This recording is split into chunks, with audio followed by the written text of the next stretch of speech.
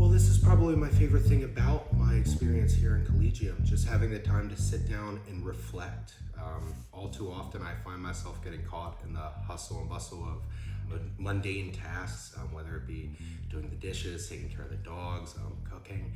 And by having no obligations other than just sitting, attending, listening, it has really made me recognize the importance of reflection, taking that time to just center yourself.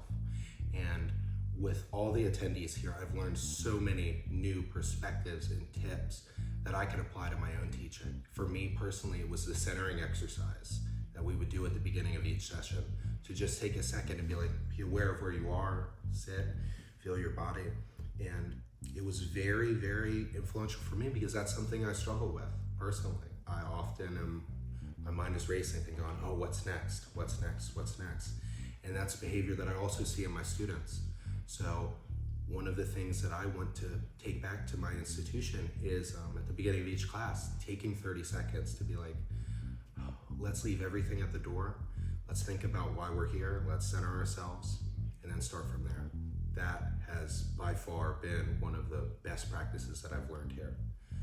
And another one, I think that it's just as key, is this feeling of hope. I often characterize myself as a cynic, especially in the current times that we're living in. Confucius says we're cursed to be living in interesting times, and I often find myself feeling hopeless. But one of the recurring themes in small group discussion and large group discussion was hope. And not just hope for ourselves, but giving that hope to our students. And I think regardless of your background, regardless of your faith, that is something that is just an ecumenical emotion. And the feeling of hope is something that I want to try to emphasize more in my teaching.